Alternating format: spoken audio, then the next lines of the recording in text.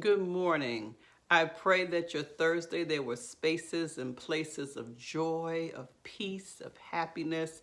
Maybe you took a nice long walk. Maybe you jogged if that's what you do. Maybe you had a great yoga practice. Maybe you did Zumba, African dance. Any way that you may have moved your body, and hopefully it brought you joy. And I know if you moved your body rhythmically, it had to bring you joy because it was increasing the oxygen and the blood flow in your body. And even if you were a little bit sore today, it's still a good practice. So keep it moving. Today we're continuing our conversation about change. And just a quick review, the stages of change. We began with pre-contemplation, where the idea of change is not even a thought for you. The behavior or the situation or wherever you may find yourself that is not necessarily as helpful as it could be, that may be having a time-to-time negative impact on your life, you know it, but you haven't even thought about changing it. You continue to do it. Even if you don't particularly like it all the time, you still continue to do it because it's familiar. Maybe because you don't think that you can change. Well, regardless of what the reasoning is, you're in pre-contemplation. You're not even thinking about it. And then we move to contemplation, where you're beginning to look at, what is the benefit of me continuing to do this thing or to stay in this situation? What are the benefits and what are the challenges if I leave? What would be the benefits if I left? What would be the benefits if I stayed? What would be the benefits if I continued this behavior? What would be the benefits if I stopped it? How have I progressed by doing this behavior, and how has it stopped my growth? You're kind of contemplating, you're considering, but no change has been done yet. And then the third stage is preparation or determination, where you are beginning to think about, I think it might be time to make a change. And you begin to prepare for that. You begin to, like they may say, as my boxing instructor used to say, you begin to get your mind right. You begin to give it more thought, and you begin to put a plan in place, a plan that will help you to facilitate whatever change it is that you're trying to put into place. And now we're at the fourth stage, which is action. Or willpower. You have planned, you've considered, you decide to make this change, and now you're putting things in motion. When I use the example from my book of me recognizing that my use of substances had gotten completely out of hand, it was causing more challenges to my life than the benefits it was giving me. And by the time I decided to make a change, I was getting absolutely no benefit because I was struggling. I needed more and more to obtain the feeling that I was looking for. And so the change that I made is I began to attend 12-step meetings. But the biggest change I made in not just attending the meetings, I made a decision that I would not pick up or use one day at a time. And in the beginning, to be perfectly frank, that felt too long for me because I had gotten used to getting high every day in some shape, form, or fashion. And so I condensed it and I said, for the next hour, I will not use any substances to change my mood. And at some point in the early part, I had to say for the next 5 minutes, I'm not going to drive my car to the liquor store. I'm not going to call somebody to come over who I know will bring something for me to get high with. But guess what? Over time, it became a bit easier, and the meetings I went to helped to reinforce the change, the decision I had made. I listened to other people who had been in the same position I had been, they talked about their addiction and now what life was like now. And it began to give me hope. Now, make no mistake, in the beginning, it was very, very difficult. It seemed to me back then they had a whole lot more ads that were advertising alcohol. There was a lot, this was in the 80s, this was 1986. There were a lot of TV shows and movies that glorified the use of particularly cocaine. And so I had to make a decision as a part of my action plan to not partake, not look at those movies, not look at those TV shows. I even changed the route I would drive so I wouldn't pass certain billboards, because all those things would trigger me and make me really want to use. Now, for some of you who your change may be money, as we talked about yesterday, putting it into action. Now you've already done preparation. You've written down all the ways, you recorded for a week where you spend your money. And now your action plan is to come up with a budget and to keep it. A realistic budget. If you know that it costs $30 a week to put gas in your tank, do not put down $10 because you're setting yourself up to fail. If you know that all of your bills actually total $1,500 every 2 weeks, but you are kind of embarrassed about that, and so you decide, well, I'm going to set aside $1,000 to pay on bills, then you're not being honest with yourself. You're not giving it your full, you're not instituting a change.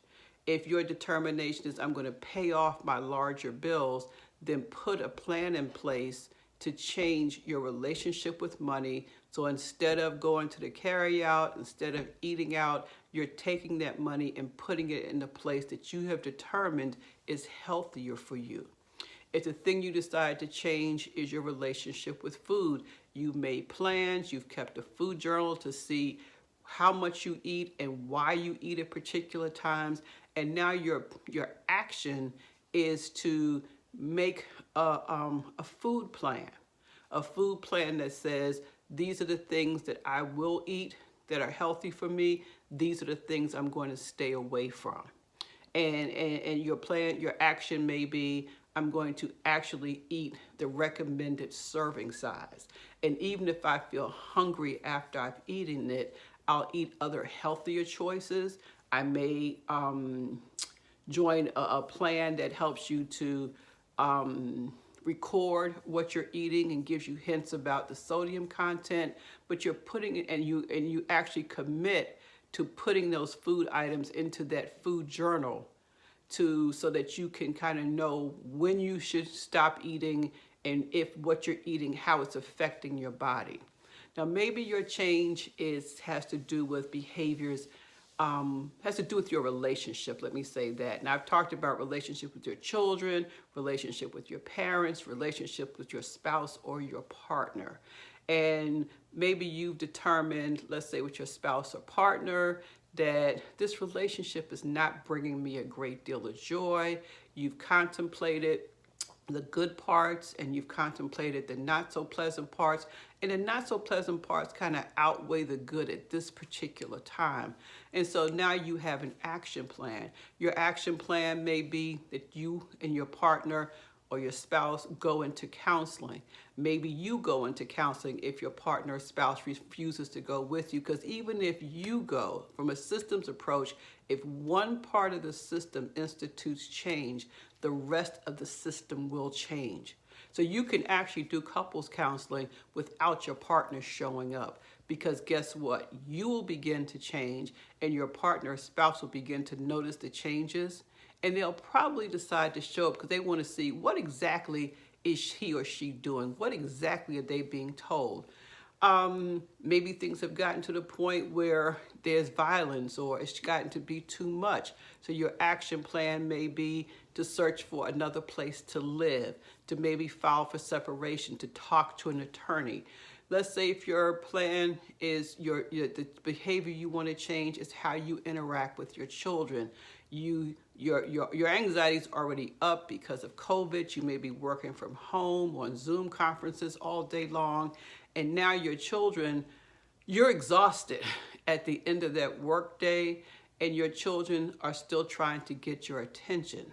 So maybe the change that you will put into place is some dedicated time to spend with your children, or maybe after your work day has ended, to give yourself at least 20 minutes to maybe an hour to just decompress, to just be able to go woosah, to be able to transition from work to home so that you can be fully present with your children. Maybe your change will be that maybe once a week you all will have a family day where you will play together, where you will talk together. You're actually putting, not just planning it, but you're putting those things into place. So the key part about this is, in order to enact a change, I've heard material that says it takes 30 days of repetitive behavior to change to that behavior. I've heard it takes 90 days to set new behavior. What I'm recommending is that you focus on this for at least 6 months.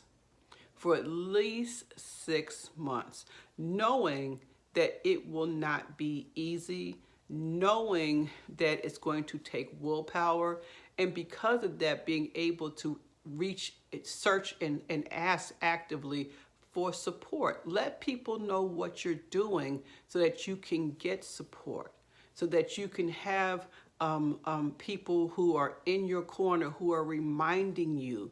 It'd be like, not your friends who, if you decided that your relationship with substances needs to change, then you probably do not need to go hang out in the club with your friends who like to drink.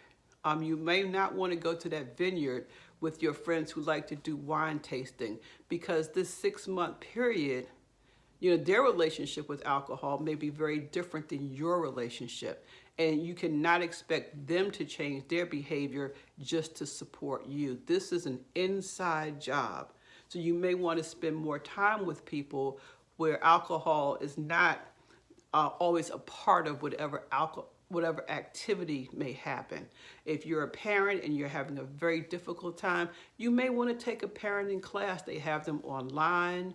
You may want to read a book about parenting. You may want to identify someone in your community who appears to emulate the traits that you would like to have as a good parent, and be honest and share with them and ask them how they did it. Same thing if the thing you want to change is your relationship, is to not talk to somebody who's miserable in their relationship also. But talk to someone who is in a relationship, who has had some longevity, who can share with you what they did to help make that happen, or to share with someone who may also have experienced some of the abuse that you may be currently experiencing, and they can share how they were able to increase their own self-esteem so they can choose life for themselves and walk away. And we want to do all those things on purpose and with intention. I look forward to talking to you tomorrow, because there are 2 more stages. Love you all. Talk to you later. Bye-bye.